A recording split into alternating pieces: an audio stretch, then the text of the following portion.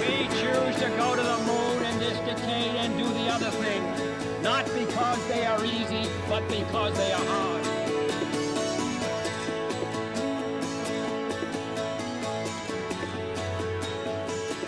For me, a true leader is someone who has a vision of what ought to be and a knowledge of the people that you're dealing with to transfer that vision into them, and that's where the passion comes. If you're watching somebody speak about the gospel or lead, and there's no passion being radiated, exude, whatever the term would be, I think it says something to the people that are following them that I probably should feel really passionate about this idea. And one we intend to win. If they don't have a fire for what they're doing, how are they going to ignite the fire in the people that they're leading? But I really believe what I teach. I wouldn't teach something I didn't believe. I was struck this last general conference when Elder Holland gave his testimony of the Book of Mormon. I asked in all 5 of my classes, any talk that struck you after general conference? Without exception in all the classes, numerous people immediately said, Elder Holland's talk. I ask that my testimony of the Book of Mormon and all that it implies, given today under my oath and my office, be recorded by men on earth and angels in heaven. I hope I have a few years left in my last days, but whether I do or do not, I want it absolutely clear when I stand before the judgment bar of God that I declared to the world, in the most straightforward language I could summon, that the Book of Mormon is true.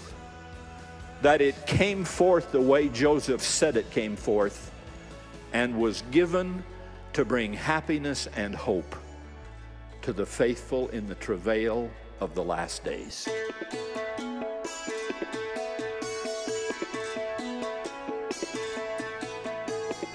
Here's the profound thing about Mother Teresa. There was a biography recently written about her by her confessor, who had kept letters and conversations they had had, Catholic priest. And in it he noted that early in her life she had a spiritual experience. She'd had an encounter with God, which led her down the road she went. Then she never had another one. She felt like her prayers weren't answered. She questioned whether God was there, and she even went so far as to question whether there was a God because of what she was seeing on the streets of Calcutta. And yet, she remained committed to it, regardless. I really enjoyed Ronald Reagan as president. He seemed to know where he was going and could articulate his stance and why we needed to do what we needed to do in order to get there. If you seek prosperity for the Soviet Union and Eastern Europe, if you seek liberalization, come here to this gate. Mr. Gorbachev, open this gate.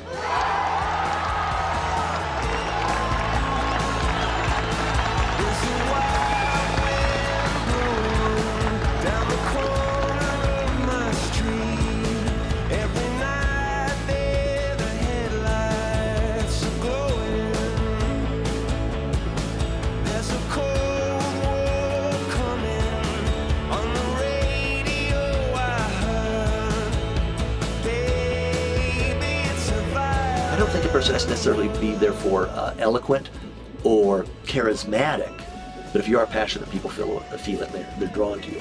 If you have no passion about what you're sharing, wow, is it ever painful. I tell the kids in my classes, I said, look, you're going to have to work to earn a living, but don't work for the money.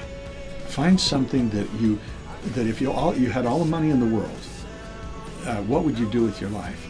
You know, list those types of things and then go out and find somebody to pay you to do it. For the past 2 weeks, you've been reading about a bad rag.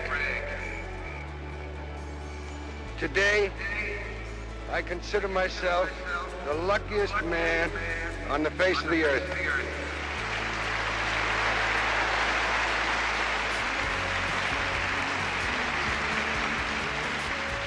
That I might have been given a bad break, but I've got an awful lot to live for. Thank you. I've been teaching for 40 years. I still go to class early every single day, just because I can hardly wait. I sit and watch the clock go around the morning, waiting to get up to come and teach. You know, and I feel like the day I lose that passion is the last day I'll stand in front of the kids. My father worked for numerous years in the Defense Department. He made good money, retired at 52, and yet got up every morning at 4 o'clock to go to his job, and I think was never really happy with his job.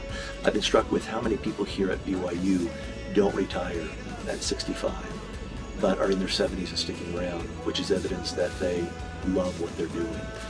We've got a little statement at home that says, attitude is everything, pick a good one. I really like the statement in Luke chapter 10, verse 38, that Christ went about doing good.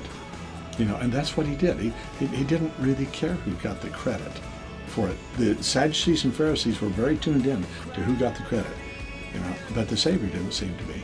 And I found that the more I can pattern my life after the Savior's and not worry too much about who gets the credit, the more I can accomplish. A person ought to be as passionate about being a home teacher or visiting teacher as being a Sunday school president, about being Relief Study president, Elders Quorum president, Bishop, stake president, etc. That no matter what your calling is, you are so passionate and devoted to it that it consumes your life. And so I think we really have no idea how dramatic our influence is and how a small inconsequential event, comment, or action may have enormous effect. I guarantee you when Joseph Smith entered the Grove, there was no sense of where this was going, what he was fulfilling, or even who he really was. And you look at the consequences of that.